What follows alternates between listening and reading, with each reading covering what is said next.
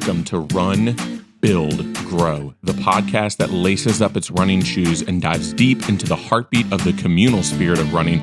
I'm your host, Andrew Ware, the RunninRev, and I'm thrilled to take you on this exhilarating journey as we explore stories that go beyond the pavement. And this story comes to us all the way from Boulder, Colorado. We are joined by Adam Vadeboncoeur, who joins us as an ultra runner, as someone who loves running on the trails, but someone who does so with such an amazing sense of humility as he recognizes the role that running can play in our lives and what it even means to be community together, how we express that sense of community as we run together. And so this is really just an awesome, uplifting, positive, and supportive episode where we see from Adam this sense that it is more about just what he can do, but it is about what we all can accomplish together. So let's dive into this conversation.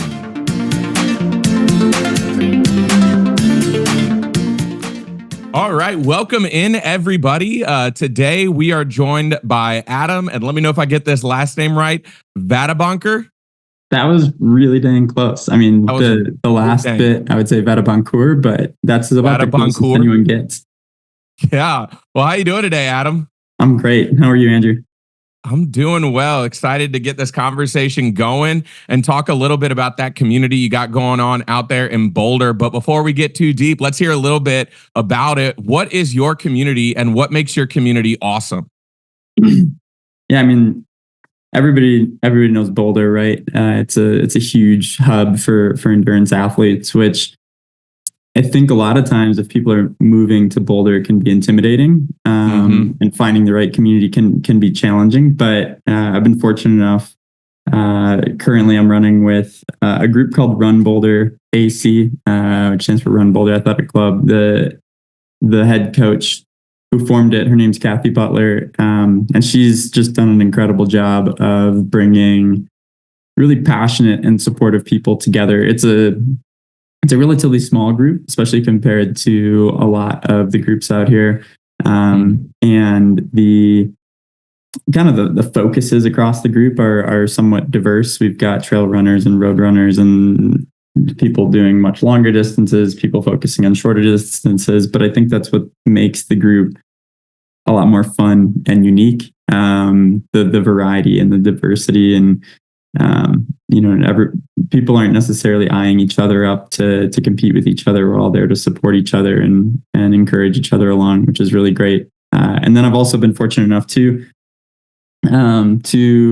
link up with the RunninRev group, and I've been racing with them for 2 years now, and they're just an incredible group of people. They're based initially, their like home base is out of Arizona, but they've now spread into Colorado. They have an office in Colorado Springs, and they've been expanding the trail racing community in Colorado. Yeah. And if you've never been to an RunninRev race, they're unlike any other, really. And they're certainly there to support everyone and celebrate everybody running the race, not just the people at the front, which is something I really appreciate.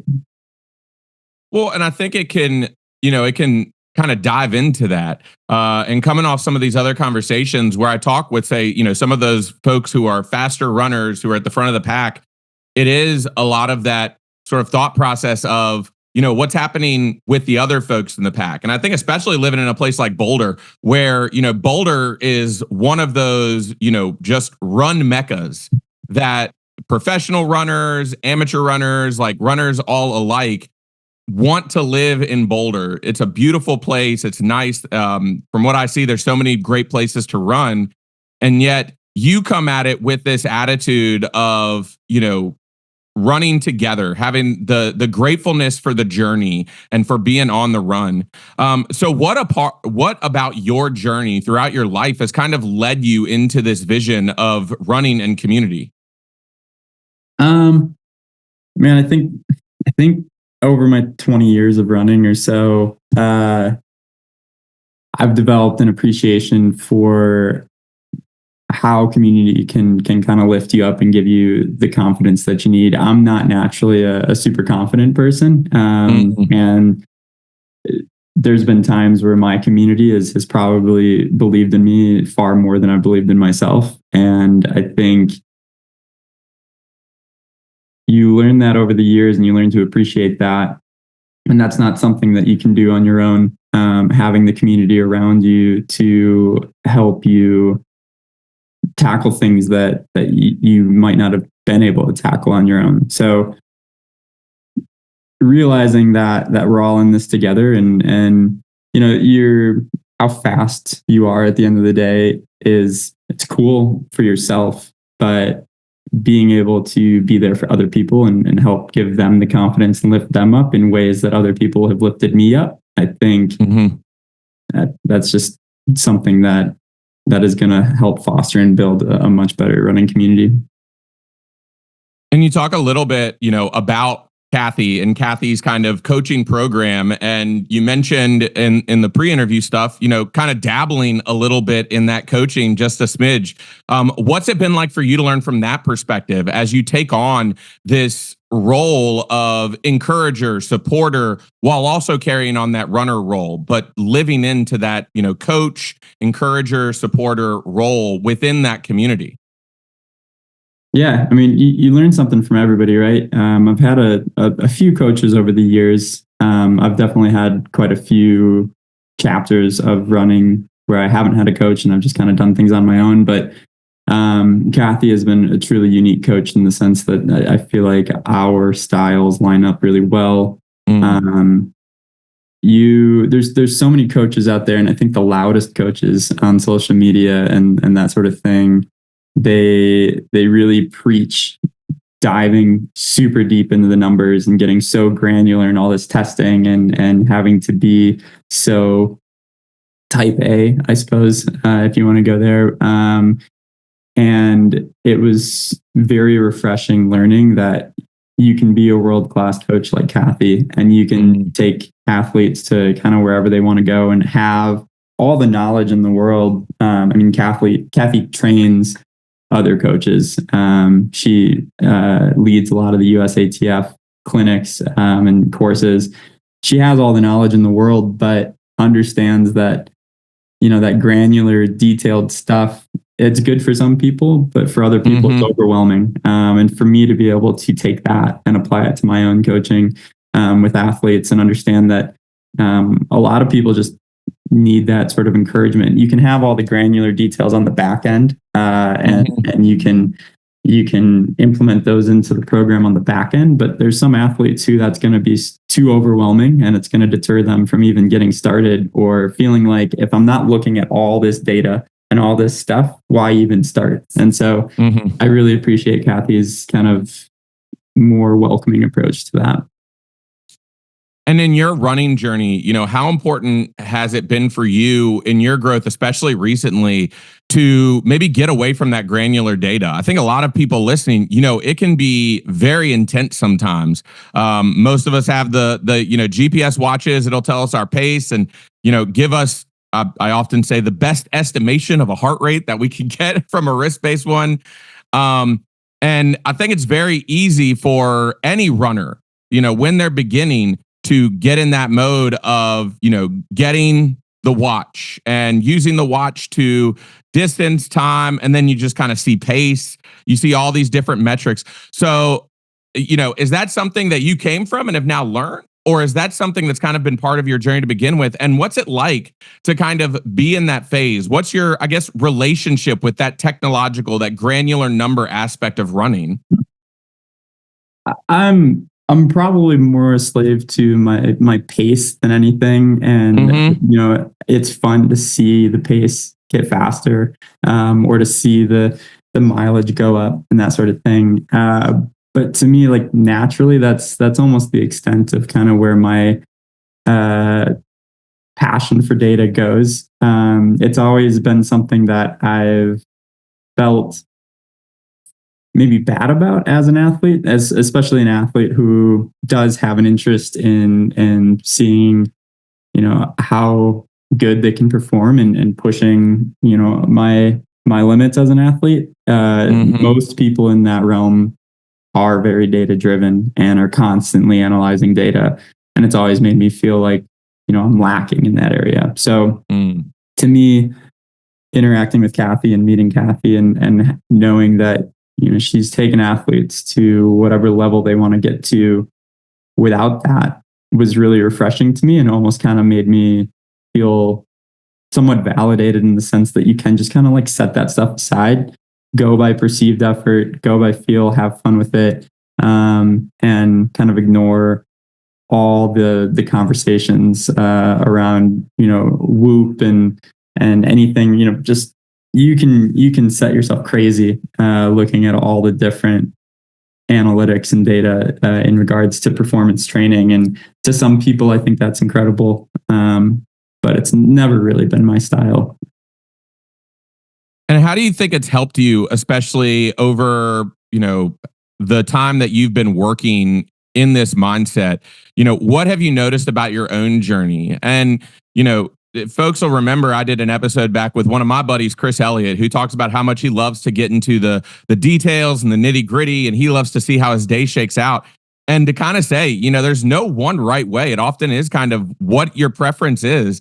But I also love to kind of present that other side of the argument of, what has it been like for you in this mode and in this sort of operational area of being attuned both to kind of, yes, what those stats are, what they look like, but also maybe what's helping you and what's not helping you, and being aware of those kinds of things as well? I think my personal thoughts behind it are, if you have the massive infrastructure and the professionals to help you along with it and to actually interpret that data in the right way, and you don't have to worry about the stress behind it, then maybe that's a good thing. And if you truly enjoy diving into that stuff, then that's great. But for a lot of people who don't have that infrastructure, they don't have a team of staff to interpret the data like a true world-class athlete would. And maybe they don't have the natural passion to look at all that stuff. I think it's going to stress them out more and potentially hold them back more than if they just run by perceived effort and by feel and for what they're enjoying doing. And you might have data that's telling you to not push past a certain level, and so you are afraid to push beyond that level because the data is telling you not to. And in training, sometimes that's smart because you're trying to keep that day a little bit more relaxed. But come race day, there's times when taper might have surprised you, and your training surprised you, and you're capable of putting out a performance that's far beyond what you thought you were capable of. And if you let the data hold you back, it might hold you back. You might not perform the best you can because data is holding you back. Yeah, I often think of those like race predictors that most of our watches come with now. And I always tell myself, just don't look at it, because if I'm going for, a 1:35 half marathon, but my watch is like, oh, you're in like 1:38 shape. Like, how much that might play into your mental game of, oh man, am I actually in shape for what I've been training for? And then, you go on the day and see what you can do. It from that sort of sound, it's almost, not getting back, but kind of rediscovering that connection to your body that a lot of folks talk about, and that RPE, the rate of perceived effort. Oh my gosh, the rate of perceived effort and what it feels like, and how a lot of coaches nowadays are actually saying, all right, how did that run feel like? And they're not asking about the pace. They're not asking about, they're asking about what did it feel like? And, even when coaches start to talk about heart rate these days, I know a lot of coaches will talk about heart rate in terms of just not even saying like, oh, look at what your heart rate was, but how did like your heart rate within you feel? Like, did you feel like it was bursting out of you and things like that? So what's it been like for you as you're focusing? What's your run journey been like as you've been engaging with Run Boulder AC, with Kathy, with this group, with some of these other groups?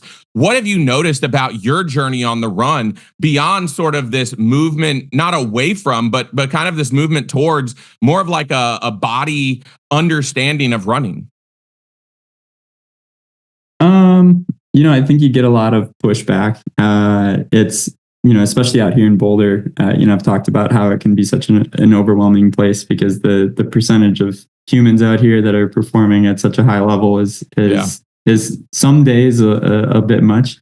And there is a lot. I mean, there's probably a dozen plus performance labs out here who are happy to take whatever money you want to throw at them to do all sorts of testing, which it can be tempting at times to do it. And I have done a few in the past. And I guess to my point earlier is like, you get that data and then what do you do with it? If you don't have people to continuously retest as you're training and interpret that data for you and tell you what to do with it, then it's not going to do you a whole lot of good.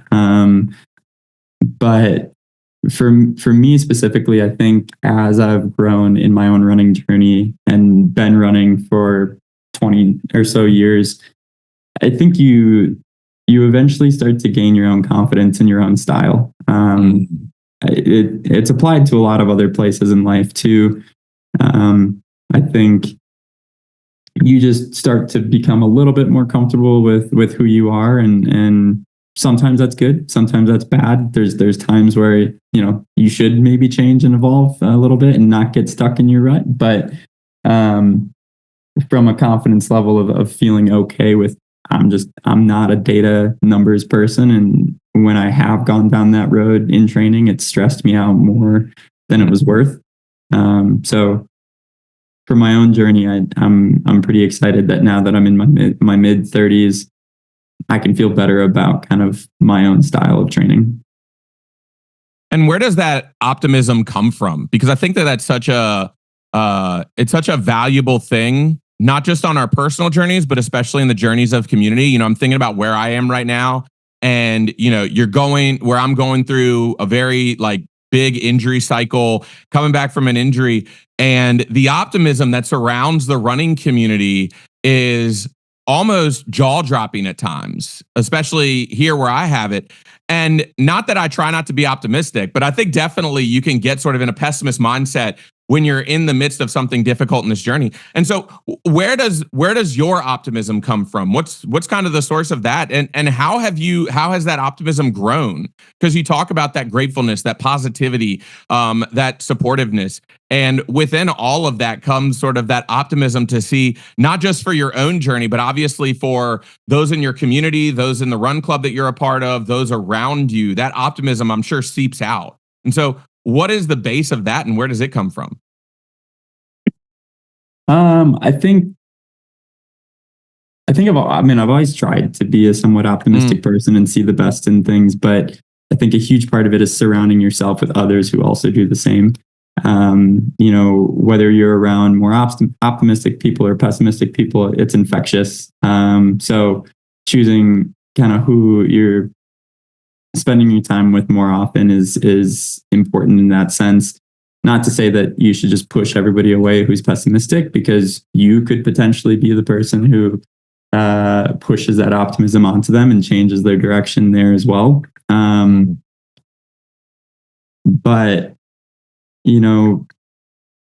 I think that's where choosing your community and the whole theme of your podcast comes into play and is really important. There's so many groups that I could run with in Boulder, and I specifically chose Kathy's group and stay with Kathy's group because everyone there is positive and supportive and oftentimes looks for the silver lining in certain things. When you get injured, it's hard to see in the moment when you're injured, but generally you come back a little bit stronger and you learn from it. You figure out imbalances in your body that you address, and when you do come back, you're a better athlete for it. And honestly, it was probably a break that you needed to take anyway, because you were probably overcooking a little bit.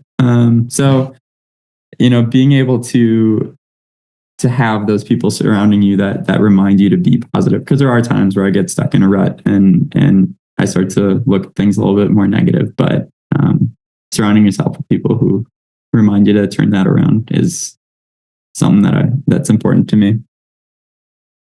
And I mean, it's such the basis for any sort of community, right? And it's not just in running, but even when we think life in general, of having those folks around us who, they're looking at the silver lining, they're looking at the blessings, they're looking at what could come from it. And you're right? Probably you look at it and it's like injury happens, probably pushing too hard, especially in those overuse injuries, and what that looks like. So as you continue on your journey, one of the things I appreciated about some of the stuff that you sent to me was, you catch yourself at times taking goals too seriously. And I often kind of chuckle at that, because I often look at goals as like what drives us forward. And so I don't want to push back on that concept, but I kind of want to, give a little nudge of to see what drives you forward, what pushes you in your running journey, not necessarily in an ego way, but what drives you forward. What is your why for running?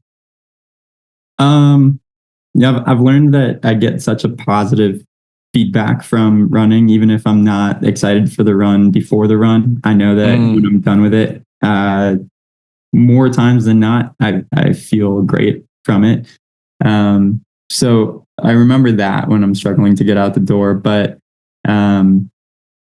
the point of not taking your goals too seriously, it's good to have big goals, and it's good to strive for cool performances and sign up for races that make you a little nervous and shoot for times that you haven't done before. That's all really great stuff, and I think people should do that, and I do that, and I get really excited when I do achieve a really great race. But it's, I think, important to realize that a lot of times you're not going to have a great race, and you may fall short of your goal, and that's okay. And if all you've done is, if your whole thinking throughout your training and the journey to get there is that it's all for that goal, you're setting yourself up to be potentially pretty disappointed. And if you don't reach what you set out to do, if you didn't set it up to the fact of like, that's it, that's the only reason I'm doing this, then appreciating the whole training journey to get there. You have the community that you're running with, and I think that's what makes that running community so important, is showing up to those practices every day, running with those groups, and enjoying each of those training sessions along the way, finding the joy in all of those, and the gratitude for being able to show up and do those trainings.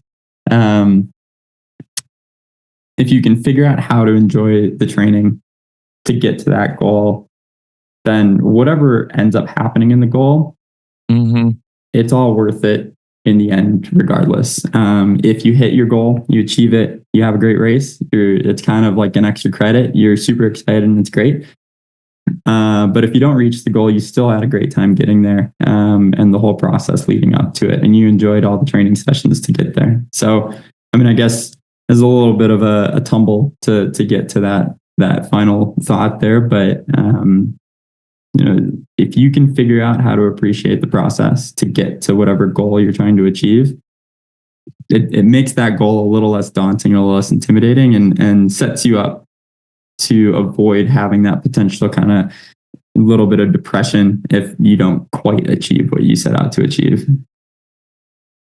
And so one of the things that I'm hearing is it's not the nature of having goals. It's maybe hanging your entire sort of, I guess, existence and personality as a runner on those goals. And so as you're doing this, I do wonder a little bit how much something like that is driven by that professionalism, high level runner culture that's in Boulder. And not to say, it's a bad thing. I know tons of the professional runners that live in Boulder and the area surrounding, and what is it? Flagstaff is the other one, and known folks who have all kind of been there. But especially probably for the folks who are not the professional runners, and maybe not on that pathway to maybe even being like, out there. I'm sure age group, awards look a whole lot different than they do out here in Hampton Roads. And so how much of that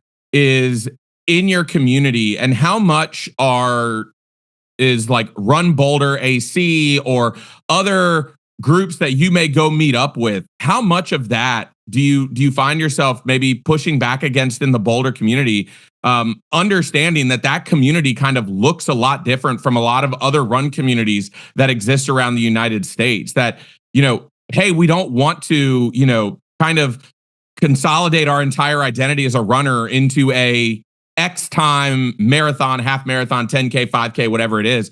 But to get the more community-based runners, even the ones who are maybe at an elite level, but kind of have hit that plateau and struggled, to understand it's like, hey, you are so much more than your PR. You are so much more than your goals. Because I think even just that like inward focus alone, like that inward reflection alone, I think can help a lot of folks overcome maybe the struggles that they're going through. And so how much do you notice yourself in the community kind of helping folks to understand that, helping folks to gain that idea? Yeah, no, I think the mindset can be applied both to anyone pursuing, whether you're pursuing a professional career in running, which comes with, some more pressures from sponsors and that sort of thing, but all the way down to age groupers or beginners or wherever you're at in running. I think understanding that it's really cool to have running be such a big part of your life and to kind of create your lifestyle around running, because you meet such incredible people, and it's a way to create a very healthy lifestyle. But like you see plenty of people, in Boulder, they have amazing races and then they don't have amazing races, and life goes on beyond that. You meet a lot of people in Boulder who have amazing races, and you meet them in person and they're kind of terrible people. And so it really helps solidify the fact that, exactly what you just mentioned, your results don't define who you are. Your running results don't define who you are. My wife's not married to me because I run fast times, or whatever times I put out there. You have to be a good human on the outside of that. And if you have a cruddy race and you run a bad time, it doesn't give you the permission to go be cruddy to other people because you had a cruddy race. They don't care about that. They're like, hey, you went out there and you gave it your all. You sacrificed, or not sacrificed, but you spent so much time leading up to this race that you weren't spending with us, training and all that kind of stuff. Like, let's still celebrate it, and let's still appreciate the fact that, you achieved something really cool, even though it wasn't exactly what you set out to do.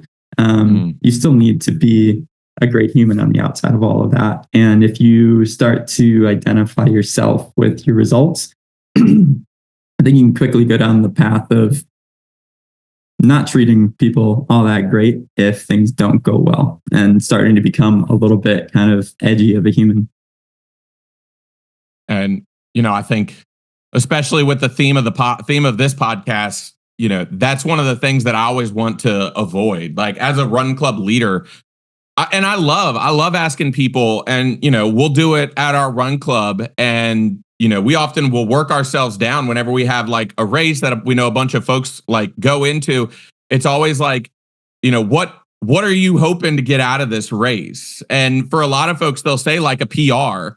And then there is the reminder of, even if it's not a PR, there's way more to get out. But also just to hear from folks that a lot of times what they're looking to get out of a race is just a fun time. Like, just enjoy the movement, enjoy what's happening.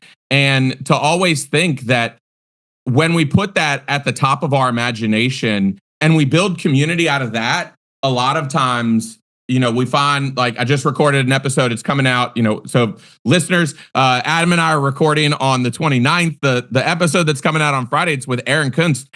And she talked about kind of her struggles before she got in community and what that looked like. And actually getting into community has made her a faster person.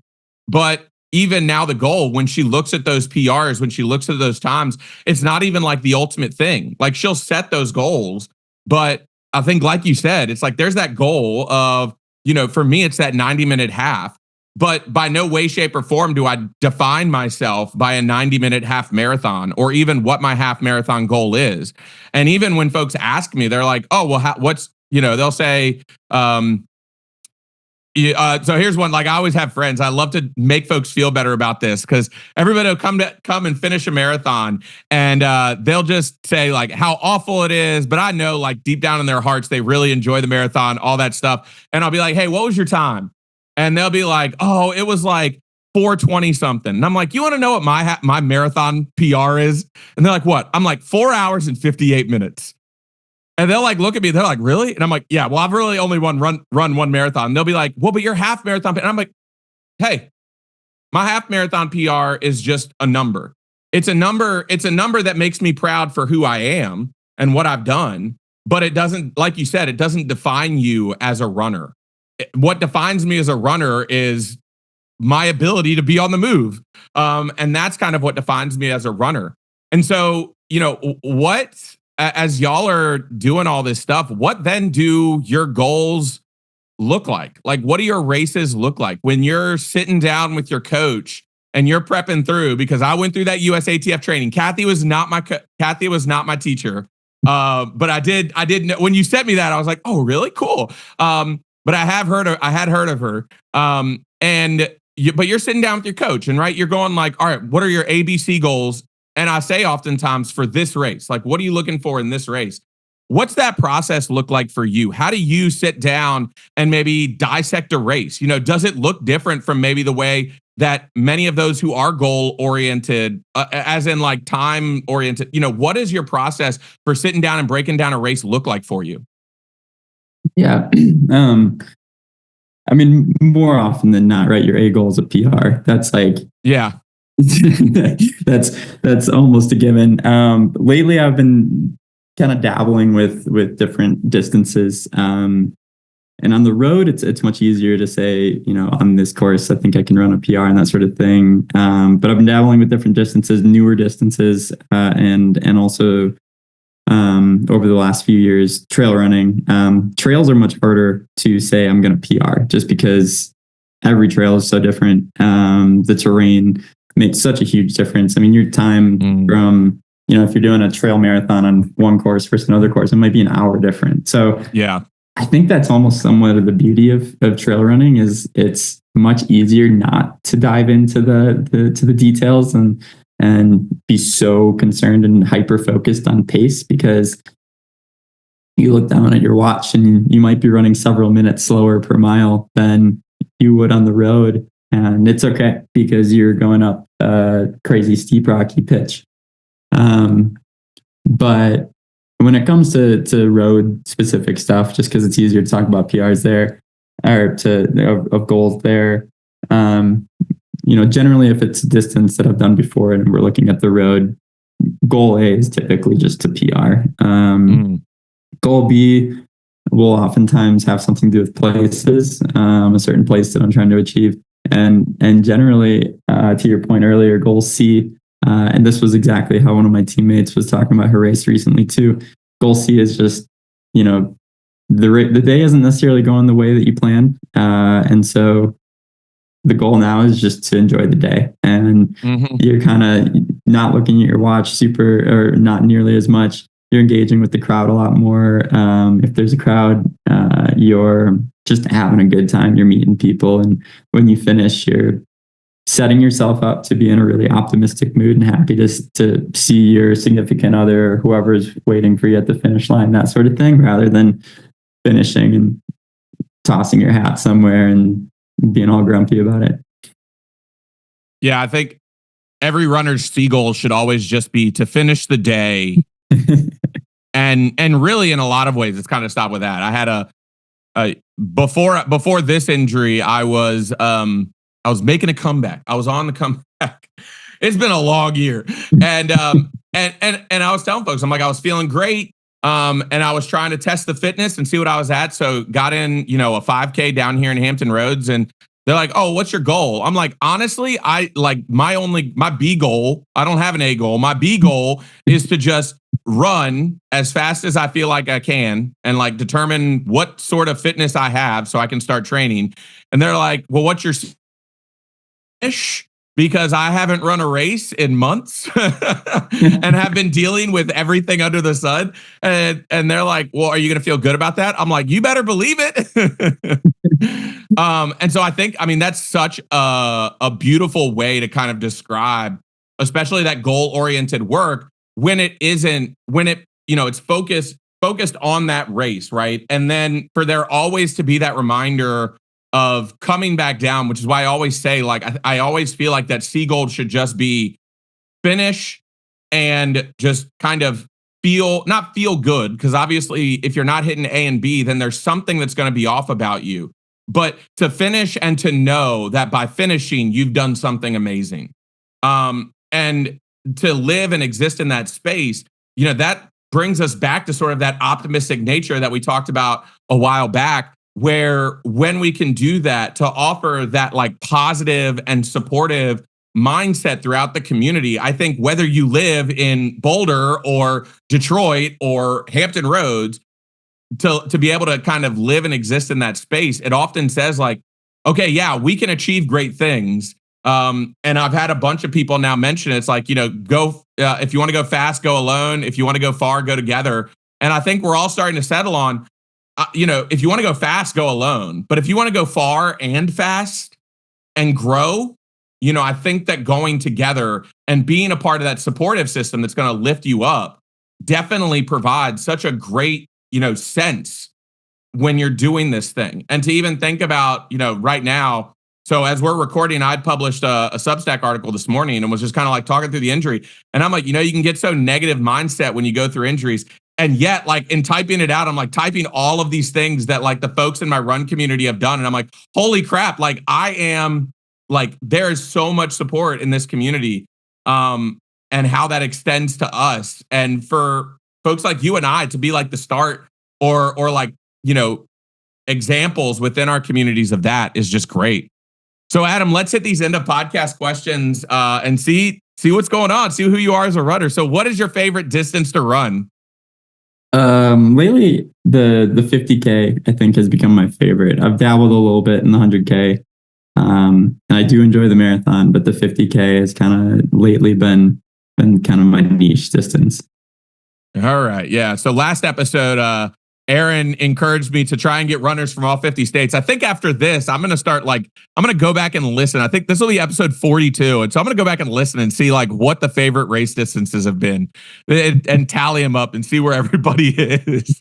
But all right, 50K. So trail, road, like you're like an ultra trail runner? Yeah. But this past year and a half or so, I've swung a little bit back towards the road. I had the fortunateness of performing pretty well on my first 50K road race 2 Aprils ago, and was able to go run a 50K in India the following November with Team USA. So that's been a really cool evolution, and being able to run fast 50Ks on the road has been a good time. Yeah. And so I want everybody to listen to what he just said, with Team USA.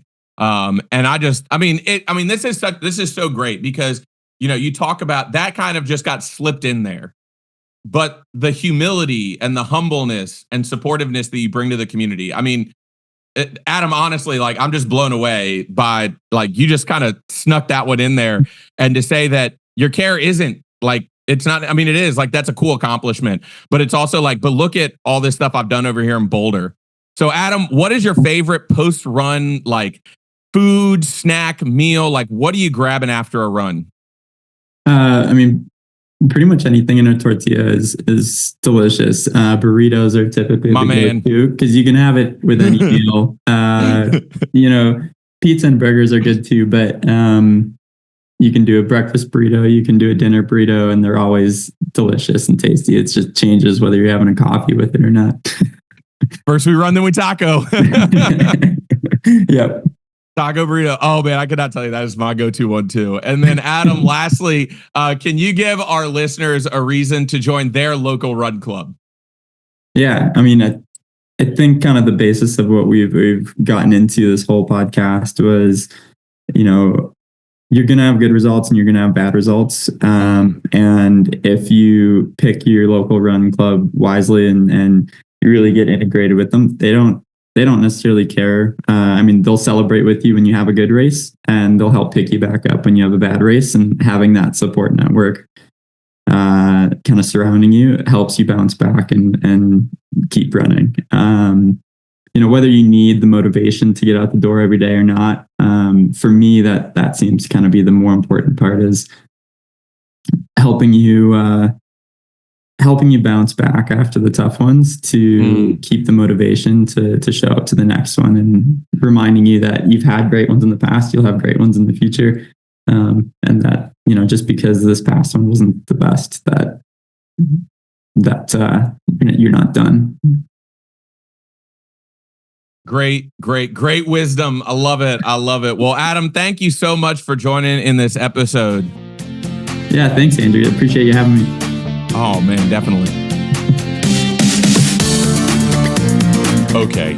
Wow. I mean, there was so much in that episode, just so much juice, so much meat for us to be able to take in, to digest, to think about. I mean, we see in Adam's story just this journey of not just trying to get better on the run, but trying to incorporate the holistic nature of community that also can exist when it's not just about running, but it's about who we are together. And I think even more so, it speaks to the testament of growing up or living in a place where there is such a spirit of competitiveness that Adam doesn't get sucked into it, that Adam allows his humility, his supportiveness, his positivity to continue to show. I mean, it was most way through the episode before I even found out he had been on a United States national team. And that's not to say that I knew that before that. I didn't. It's something that I didn't know. It's something that I found out, but it's something that makes his story even so much better, as it's not the primary thing that he looks at when he looks at his running, but he looks at this opportunity to be a positive, a supportive, a grateful presence within the community of what can be accomplished when you run, when you move, when you allow your body to participate in this way. And I think it's such a powerful example of what running can look like.